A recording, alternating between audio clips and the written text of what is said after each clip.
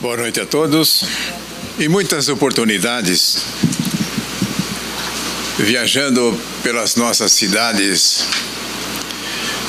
muitas delas apresentam um portal. Quando nós estamos nos aproximando, portal significa uma indicação de que aqui é um local especial. Aqui é um local para o qual queremos chamar a sua atenção. Se nós tomarmos,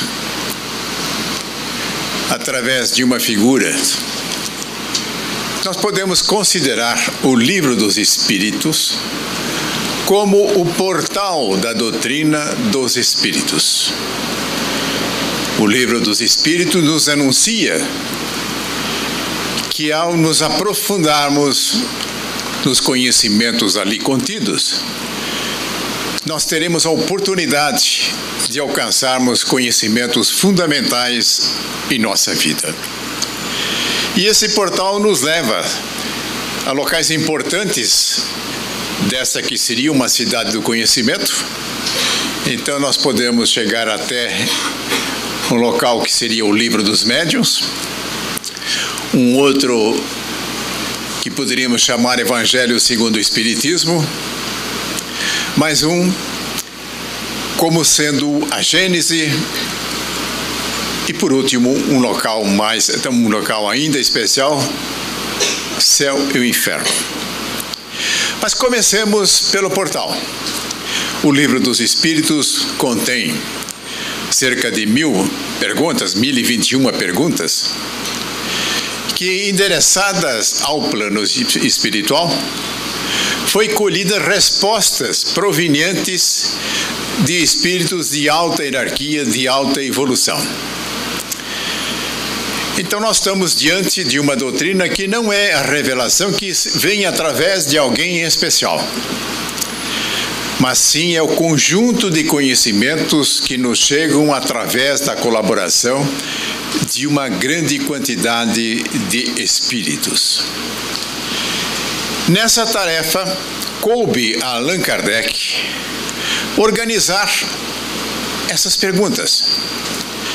Daí, então, nós podemos tomar de uma forma precisa que a doutrina dos espíritos não é uma obra de Kardec, é uma obra dos espíritos, que, entretanto, teve uma participação de grande importância de Allan Kardec ao organizar, ao estabelecer perguntas, muitas delas, às vezes, vindas do próprio plano espiritual.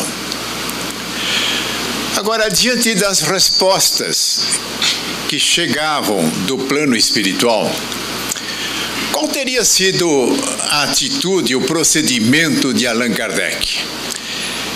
Ele simplesmente incorporava aquilo que vinha do plano espiritual, mesmo que pudesse haver alguma dúvida, mesmo que pudesse haver em algumas situações algo que não se encaixava de uma forma perfeita com outras perguntas que tivessem sido respondidas. Como é que Kardec trabalhava com esses ensinamentos que chegavam do plano espiritual? Este é o centro do tema que nós vamos abordar hoje. Nós podíamos colocar isso da seguinte forma: como comprovar a comunicação mediúnica dos espíritos que colaboraram na construção daquilo que nós conhecemos como a doutrina dos espíritos.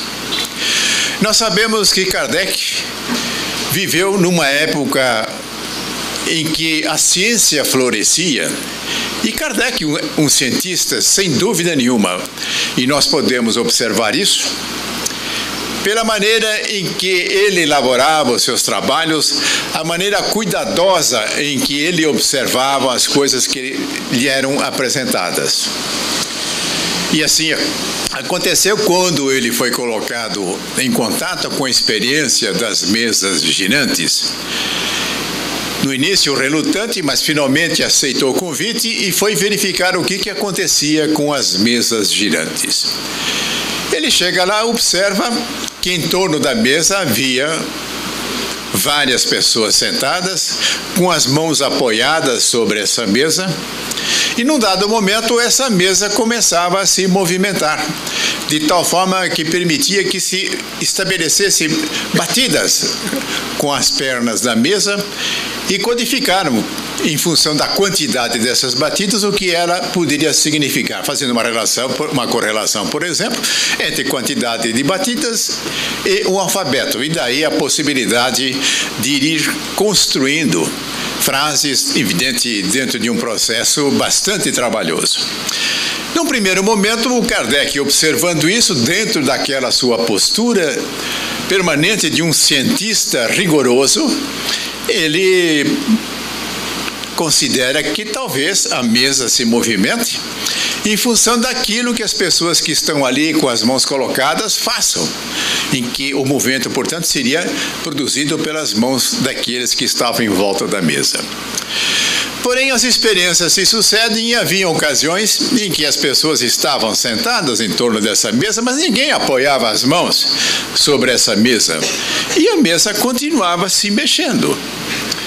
Então, dentro do processo de observação, Kardec já eliminou a possibilidade de que aquele movimento fosse produzido pelas mãos daqueles que ali estavam em volta da mesa. Ele continua observando, em que eram formuladas perguntas e, através daquele processo de uma correspondência entre batida e alfabeto, iria se construindo as respostas. E ele, num primeiro momento, considerou, bem, as respostas podem estar vindo de coisas que estão na cabeça, no cérebro, na mente das pessoas que estão em torno dessa mesa. E ele prossegue observando, até que chega um ponto em que houveram perguntas cujas respostas seriam impossíveis para aqueles que ali estavam em torno da mesa, porque era um assunto que não dominavam, um assunto que não tinham um menor contato. E aos poucos, Kardec vai chegando à conclusão de que existe alguma outra força por detrás daquilo que é responsável tanto pelo movimento da mesa, quanto pelo teor das respostas que eram formuladas através das batidas das pernas da mesa. E de uma forma rigorosa ele vai caminhando e chega à conclusão de que ele estava diante de um fenômeno de grande importância, que era a possibilidade da comunicação com o plano espiritual, e que cabiam aos espíritos as respostas que eram adquiridas ao se formularem as perguntas em torno das mesas girantes. Isso mostra o cuidado e a propensão de Kardec a abordar as coisas como a ciência recomenda. É bom lembrar que, como eu disse, nesta ocasião a ciência ganhava um grande impulso. E a ciência tem as suas normas, os seus procedimentos de como é que o conhecimento científico vai se construindo. Então, um pesquisador, no seu laboratório, no seu local de pesquisa, um dia chega a constatar descobertas, conhecimentos que vinham à luz que não existiam anteriormente. E o que faz a comunidade científica? Simplesmente incorpora porque um determinado pesquisador chegou a determinadas conclusões? Não, não é esse o procedimento que a ciência adotava naquela época e que não adota hoje também. O cientista, o pesquisador, ao realizar uma pesquisa que ele entende que chegou a conclusões importantes, ele prepara um relatório onde ele discrimina de uma forma minuciosa o procedimento que ele adotou, o que é que ele considerou e como é que finalmente ele chegou às suas conclusões. Isso é publicado. Hoje nós temos no meio científico várias revistas, jornais, onde os cientistas podem fazer essa publicação. Já naquela época, esse tipo de divulgação também era possível. E uma vez disseminada esta informação, o meio científico tem a possibilidade de, em laboratórios, em locais diferentes, repetirem aquela experiência. E aí, ao repetir aquelas experiências em vários locais, poderia acontecer que chegasse à conclusão de que a pesquisa era falha, que as conclusões não eram seguras e simplesmente aquela pesquisa não era incorporada como sendo um patrimônio da ciência. Entretanto, haviam aqueles casos, que isso é o mais normal, é de que quando um cientista faz uma publicação, ele faz isto com responsabilidade, depois de um profundo trabalho, e o que é mais provável que aconteça, após exaustivas repetições, chegar-se à conclusão de que os resultados que aquele cientista chegou eram verdadeiros e que mereciam ser incorporados ao conhecimento, ao patrimônio científico do nosso planeta, da nossa Terra. Kardec conhecia tudo isso. E de uma forma brilhante ele leva esse tipo de visão, esse tipo de procedimento para a construção daquilo que nós conhecemos hoje como a doutrina dos espíritos. E se nós quisermos conhecer em detalhes a recomendação que Kardec faz nessa direção, nós podemos buscar no Evangelho segundo o Espiritismo. Há uma parte introdutória, nem sempre nós damos muita atenção na parte introdutória. Entretanto, nos livros que eu mencionei, que é o livro dos Espíritos, o livro dos Médios, o Evangelho segundo o Espiritismo, a Gênese e o Céu e o Inferno, a parte introdutória sempre é de grande importância. No caso específico do Evangelho segundo o Espiritismo, na parte introdutória, no segundo capítulo dessa parte introdutória, nós vamos encontrar um título: Autoridade da Doutrina Espírita. E como um subtítulo, a comprovação universal da comunicação dos espíritos. Não é bem assim, mas esse é o sentido da coisa. Em que consiste esta comprovação universal? Consiste no seguinte: uma informação recebida do plano espiritual não se encerra porque um determinado espírito em particular faz certa revelação. O que Kardec fez é de que aquela informação recebida necessitava ser reproduzida através de vários espíritos e não através de um único espírito. E que isso viesse através de médiuns diferentes. E que essas comunicações ocorressem também em lugares diferentes e não num lugar específico, aonde vários médiuns se reunissem e ali recebessem mensagens de vários espíritos. Não, havia esse critério: comunicação através de vários espíritos, em lugares diferentes, através de diversos médiuns. E com isso, então, assegura-se que não há possibilidade da ilusão existir, porque se venha a seguir cegamente a comunicação de um único espírito. E é bom nós lembrarmos que um dos fundamentos que Kardec ajuda a construir, que dentro da doutrina dos espíritos, nós procuramos adquirir a fé raciocinada.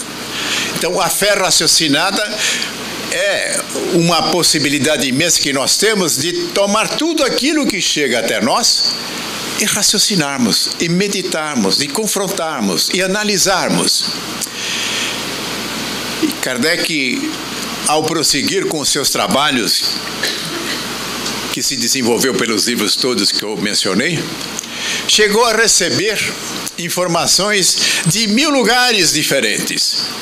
Ele tinha uma quantidade imensa de comunicações que ele foi coletando. E aí, muitas vezes, ele poderia notar que não havia um ajustamento perfeito entre as respostas para uma mesma pergunta, elaborado por vários espíritos. Ele voltava a inquirir, voltava a formular um adicional na pergunta, até em que ele percebesse que havia ali um ajuste perfeito entre as comunicações todas que foram proferidas. E ele considerava aquelas que davam esse núcleo de segurança. Se havia no meio alguma que oferecesse algum tipo de discrepância, ela não era considerada.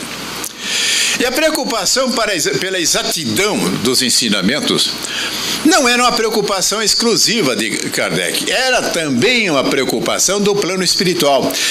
Consequentemente, eles tinham todo o interesse em oferecer as condições para que este controle universal pudesse estar presente. Então, lá no plano espiritual, buscavam estabelecer as condições para que as respostas viessem através de vários espíritos e que isso ocorresse através de vários médiuns.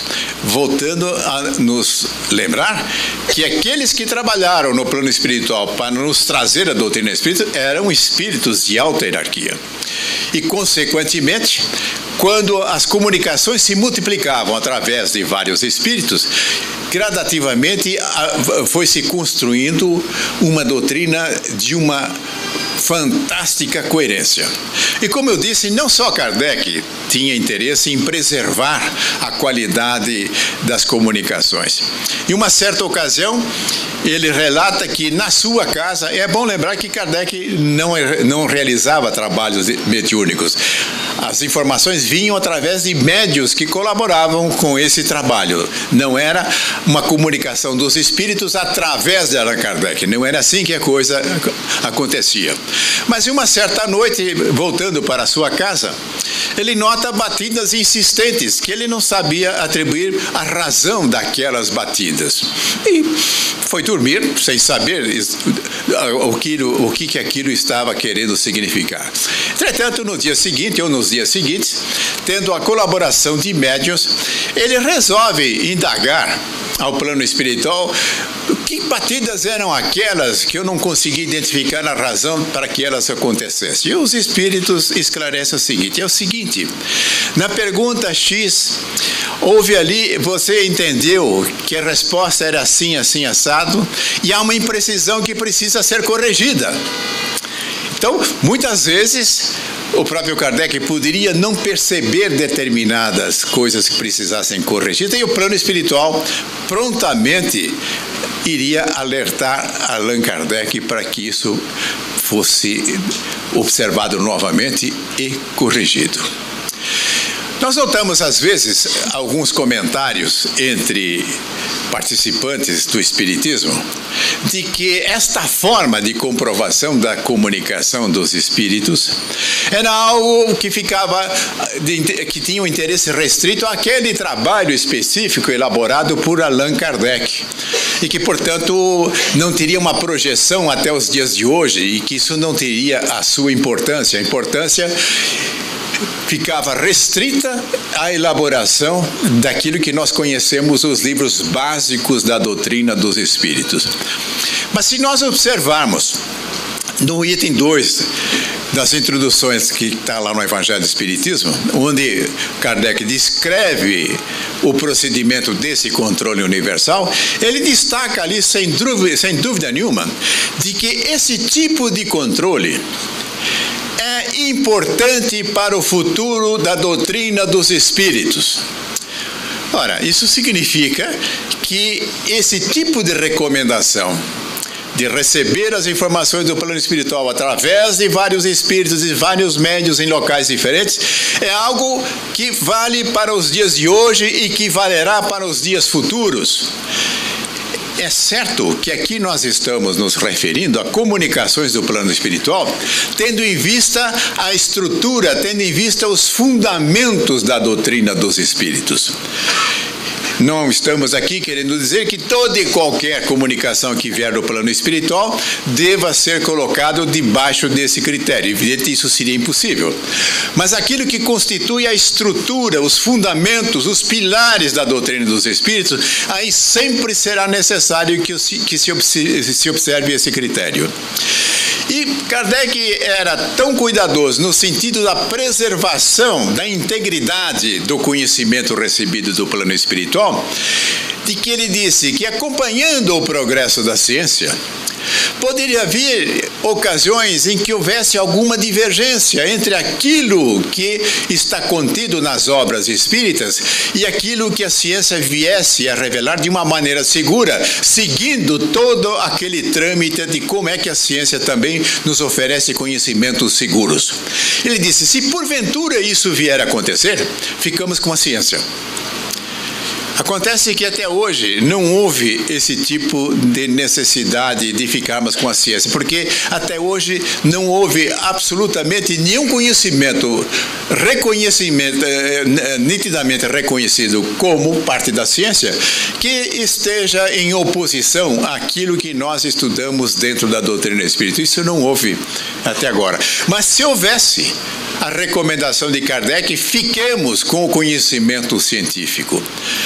Portanto, percebo a importância que era revelada pela atitude de Kardec e, sem dúvida nenhuma, isso era apoiado pelo plano espiritual, quanto ao cuidado pela integridade daquilo que constitui a doutrina dos espíritos. Hoje, muitas vezes, nós notamos aqueles que entendem que não, isso aí é alguma coisa superada, que valeu apenas para aquela ocasião em que Kardec esteve elaborando esta grande obra. Mas não é isso que Kardec esclarece e enfatiza lá na introdução que eu mencionei no capítulo 2, em que fala sobre a autoridade da doutrina dos espíritos. Mas muitas vezes nós podemos estar diante de uma situação em que nós, como leitores das obras espíritas, dos conhecimentos espíritas, precisamos também adotar práticas que nos assegurem que não venhamos a nos enveredar por coisas publicadas que não correspondem à realidade daquilo que os espíritos cuidadosamente procuram nos trazer, desde que proveniente de espíritos elevados. Então, como é que nós podemos nos assegurar de adotarmos um procedimento conveniente em relação a isso? O primeiro passo, passar tudo pelo crivo de nossa razão. E não simplesmente engolir aquilo que nos é apresentado, sem que façamos uma mastigação cuidadosa daquilo que nos é apresentado. E todos nós temos conhecimento sobre muitas coisas e podemos já cotejar se aquilo que está sendo apresentado de uma forma nova para nós guarda alguma identidade com coisas que nós já aceitamos, com coisas que nos asseguram um caminho verdadeiro. Então esse é o primeiro passo. Raciocinar, voltando a insistir que a fé que nós construímos é a fé raciocinada. E não vamos simplesmente seguirmos porque alguém disse, porque alguém falou. E precisamos observar com muito cuidado, voltando a considerar a doutrina dos espíritos. Às vezes, nós percebemos que as pessoas procuram referendar se alguma coisa é verdadeira ou não, observando o que o médium fala, qual é a opinião do médium. Ora, se nós caminharmos nessa direção, quem sabe não vai demorar muito para dizermos o seguinte: a doutrina é a doutrina dos médiuns e não dos espíritos. A doutrina é dos espíritos. Consequentemente, se médium A, B ou C está se reportando a opiniões particulares, isso não nos traz a segurança de que aquilo é algo que deva ser seguido. E uma coisa interessante, se nós nos perguntarmos quem foram os médiuns que ajudaram Kardec naquela construção fantástica que aconteceu lá em 1850 e poucos, nós não sabemos os seus nomes. Curioso, não? E não se dava importância nenhuma para a divulgação do nome dos médiuns. porque o fundamento é aquilo que vem dos espíritos. Os médiuns têm uma tarefa importante nisso, e a importância do médium é aquele que transmite com maior fidelidade aquilo que recebe do plano espiritual, fazendo com que as suas opiniões particulares não interfiram nisso, e que ele possa apresentar de uma forma clara e límpida aquilo que vem do plano espiritual. Podemos considerar o médium como um alto-falante. O alto-falante não produz música, mas o alto-falante é importante para que a reprodução da música seja feita da melhor forma possível. Então, esta é a colocação do médium. Agora, muitas vezes nós notamos, inclusive entre nós, no sentido de argumentar nessa ou naquela direção, não porque o médium tal falou isso, porque o médium Y falou isso. Não, não é isso que nós devemos seguir. Nós devemos seguir rigorosamente a doutrina dos espíritos. E voltando a insistir que o papel do médium é um papel fundamental. Hoje, os procedimentos exigem, ao se publicar os livros, que tenham autor, então aparece o nome dos médiuns que ali participaram. Mas é bom não haver uma confusão. Daquilo que nós encontramos no livro, o fundamental é o material que vem lá do outro lado, do plano espiritual. Um outro cuidado que nós podemos adotar para nos assegurarmos de não nos enveredarmos por caminhos equivocados é nos aprofundarmos no estudo da doutrina, conhecendo em profundidade o livro dos Espíritos, o livro dos Médiuns, o Evangelho segundo o Espiritismo, a Gênese, o céu e o inferno. Se nós dominarmos aquilo que ali está, lembrando que nós temos uma extraordinária consistência no conhecimento nos conhecimentos que estão contidos nesses livros, isso permite com que nós possamos navegar por mares revoltos. O que seria mares revoltos? Mares cheio de informações, cheio de notícias, cheio de comunicações, mas que, entretanto, estaríamos capacitados a usar esse nosso conhecimento como um leme seguro que nos leva ao destino onde nós queremos chegar. Eu suponho que o destino que nós queremos conquistar, ao estudar a doutrina dos Espíritos, é buscarmos a verdade, é construirmos a fé raciocinada.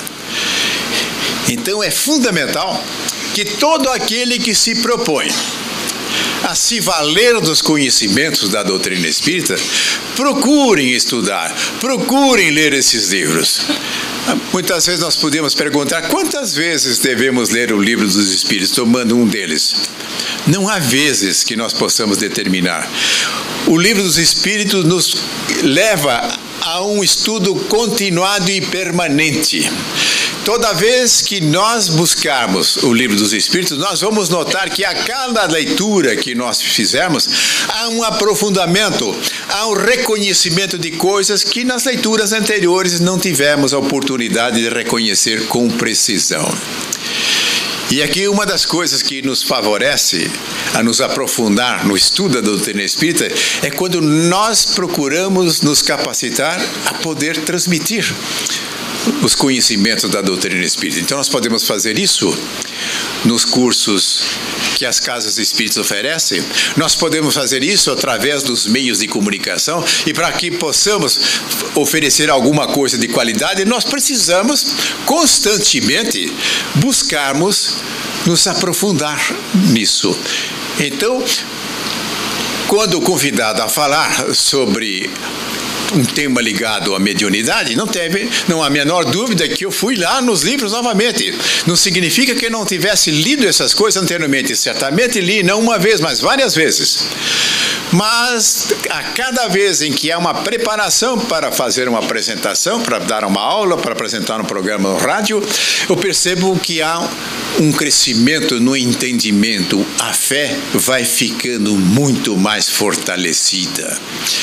Então, esse é uma recomendação que nós precisamos tomar com muito interesse. Estudar profundamente. E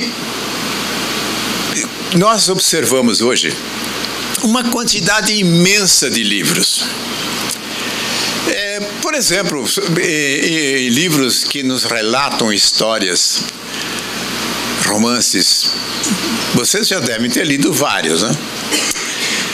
Como ler livros dessa natureza? Eu não diria que todo, vamos dizer assim, esse aprofundamento vai ser possível em qualquer coisa que nós viermos ver, mas o aprofundamento, o cuidado é fundamental sempre que nós estivermos lidando com aquilo que são os fundamentos da doutrina dos Espíritos. E se porventura nós formos também na parte introdutória do Livro dos Espíritos, tem lá um resumo de quais são esses fundamentos. Então, ter isso presente é uma orientação segura também para nós vermos aonde é que deve haver maior cuidado. E sabemos que muitas dessas histórias que são produzidas não temos segurança de que aquilo é verdadeiramente uma comunicação mediúnica confiável. Mas como ler isso? Talvez nós devamos ler essas coisas como lemos as ficções que tem por aí, tantos romances que tem por aí. As ficções não significam que não possam nos trazer ensinamentos que nos sejam úteis, que possam de alguma forma acrescentar. Porém, é sempre necessário nós entendermos que estudar Espiritismo não é ler romances mediúnicos. Estudar Espiritismo é irmos buscar as obras fundamentais que eu citei, e existem outras que complementam, mesmo contemporâneos de Allan Kardec, oferecem uma contribuição valiosa. Eu quero citar apenas um aqui, Leon Denis. Se nós voltarmos para os nossos dias, existem contribuições de espíritas de grande importância e que não eram através de trabalhos mediúnicos muitas vezes. O Herculano Pires tem contribuições magistrais e tem livros, muitos livros, que nos permite um aprofundamento e que nem sempre tem a ver com comunicação mediúnica. Então, nós precisamos saber escolher aqueles que vão nos levando de uma forma segura. Aqui há algo que pode nos sossegar. Aquelas coisas que não constituem verdadeiramente coisas confiáveis, o tempo vai se encarregar de fazer com que essas coisas desapareçam. Então, muitos livros que estão circulando por aí, se nós voltarmos a procurá-los daqui 20, 30 anos, que fim levaram os livros? Sumiram. Então, aquilo que é o fundamento, aquilo que é verdadeiro, isso vai permanecer. E a permanência disso vai depender muito também do cuidado como nós transmitimos o conhecimento da doutrina espírita. Então, volto a insistir. Usemos a nossa razão, usemos o nosso equilíbrio de análise também. Procuremos conhecer os fundamentos da doutrina que é possível nós adquirirmos através da leitura dos livros básicos. Agora, quando surgir alguma coisa de uma maior relevância publicada num dos livros mediúnicos que estão por aí, nós podemos perguntar: este tipo de conhecimento está vindo através de quais espíritos? Ah, é o espírito X. E qual mais? Não tem mais nenhum, é só esse.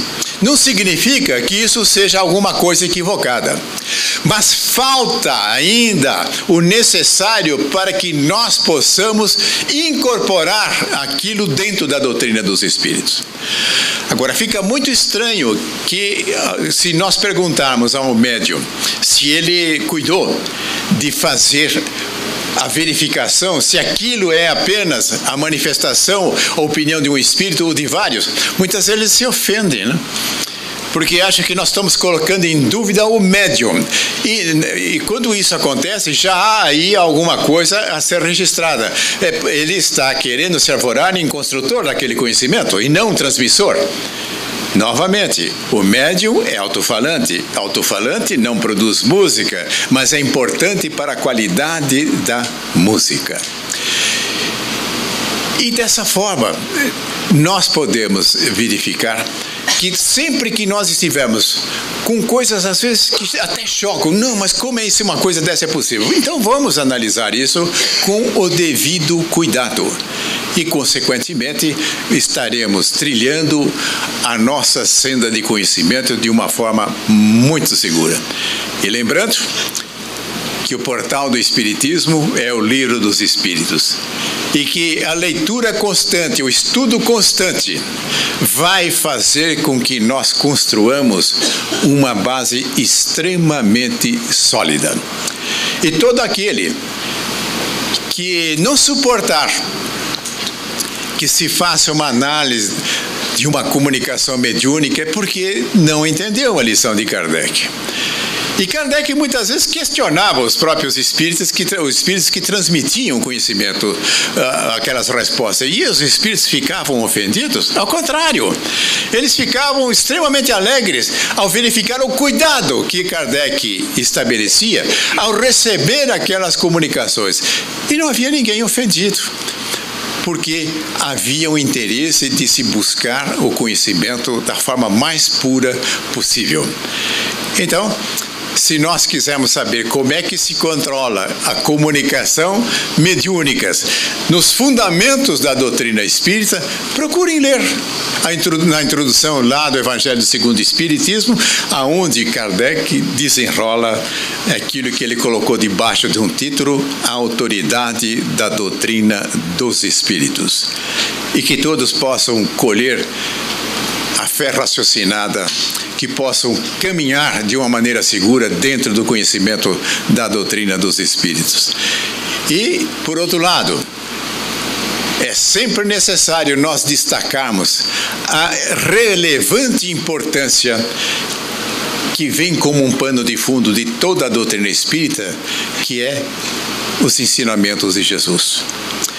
E no tocante aos ensinamentos de Jesus, não há dúvidas, não existe a necessidade desse aprofundamento, porque os ensinamentos de Jesus são de uma total clareza, porque fala a respeito daquilo que nós temos que fazer para que construamos uma condição excelente em nós. E podemos lembrar de quando Jesus recomenda: faça ao outro o mesmo que você deseja a si próprio.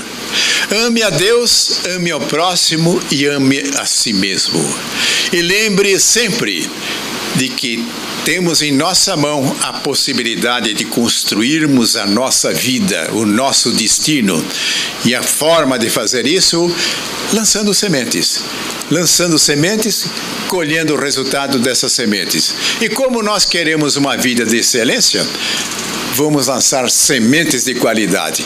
E uma semente sempre se reveste de qualidade quando ela tem a correspondência ao ensinamento de Jesus, que diz: faça ao outro o mesmo que você deseja para si próprio. Muito obrigado a todos.